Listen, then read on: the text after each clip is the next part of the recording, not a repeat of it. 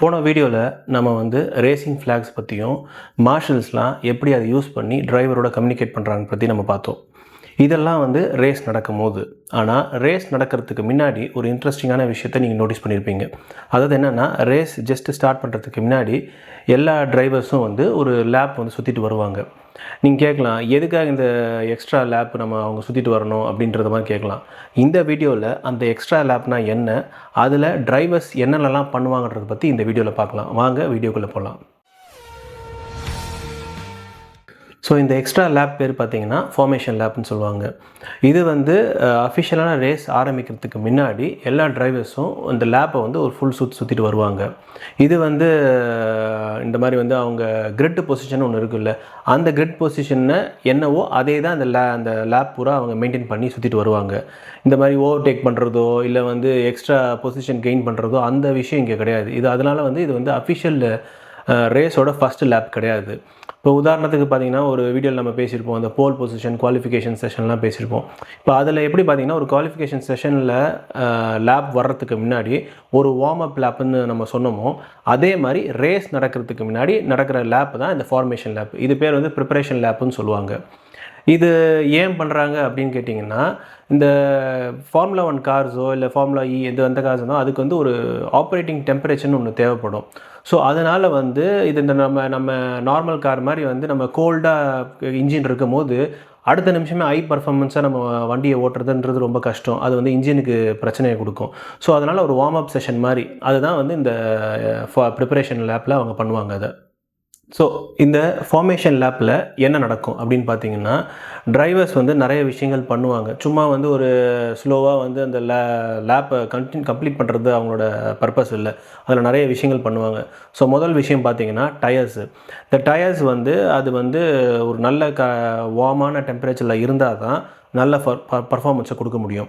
So அதனால் டயரோட பர்ஃபார்மன்ஸை அந்த வார்ம் டெம்பரேச்சரை இன்க்ரீஸ் பண்ணுறதுக்காக நீங்கள் பார்த்தீங்கன்னா டிவியில் பார்த்துருப்பீங்க, இந்த ஸ்டீரிங்கை இப்படி ஆட்டி இந்த பக்கம் ஜிக்ஸாக் மாதிரி போவாங்க. அது ஏன்னா அந்த டயரோட எல்லா இடத்துலையும் அது வார்மாக இருக்கணும், எல்லா சைட்லேயும் இந்த கிரிப் இருக்கணுன்றதுக்காக பண்ணுவாங்க.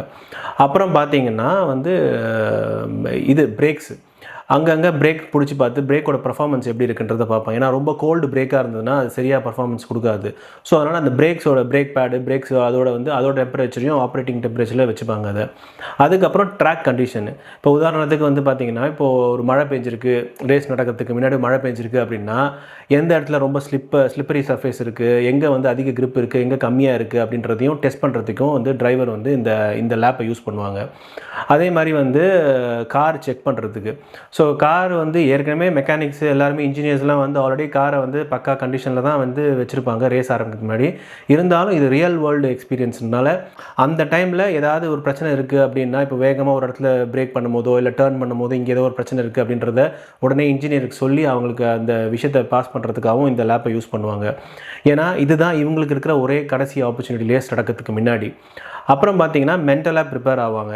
ஸோ இப்போ என்னென்னா இப்போது அவங்க ரேஸ் ஓடும் போது இப்போ இந்த லேப் பண்ணும்போது அவங்க இந்த கார்னரில் நமக்கு நிறைய அட்வான்டேஜ் இருக்குது, இந்த கார்னரில் ரொம்ப ஸ்லிப்பரியாக இருக்குது, இல்லை கிரிப் ரொம்ப கம்மியாக இருக்குது, இதை வேறு மாதிரி ஸ்ட்ராட்டஜிக்கலாக ஹேண்டில் பண்ணணும் அப்படின்றத இந்த மென்டலாக ப்ரிப்பேர் பண்ணுறதுக்கும் எங்கெங்கெல்லாம் நமக்கு அட்வான்டேஜ் இருக்குது டிஸ்அட்வான்டேஜ் இருக்குன்றதை கண்டுபிடிக்கிறதுக்காகவும் தான் இந்த லேப்பை யூஸ் பண்ணுவாங்க.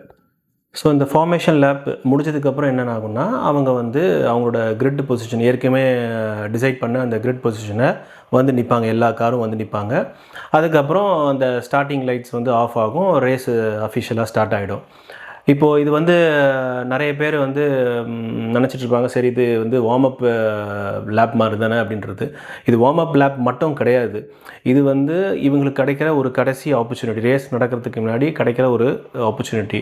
அதில் இந்த ரேஸ் எல்லாம் பொறுத்த வரைக்கும் என்னென்னா, ரொம்ப துல்லியமாக இருக்கிறதுனால இங்கே கிடைக்கிற டேட்டாஸை அவங்க டிரைவர்ஸ் மெக்கானிக்ஸ்க்கும் இன்ஜினியர்ஸ்க்கும் பாஸ் ஆன் பண்ணுவாங்க. ஸோ அதனால் அவங்களால ஏதாவது பண்ண முடியும்னா, ரேஸுக்கு முன்னாடி ஏதாவது ஒரு அட்ஜஸ்ட்மெண்ட்ஸ் பண்ண முடியும்னா அவங்க இந்த லேப் மூலிமா அதை யூட்டிலைஸ் பண்ணிப்பாங்க.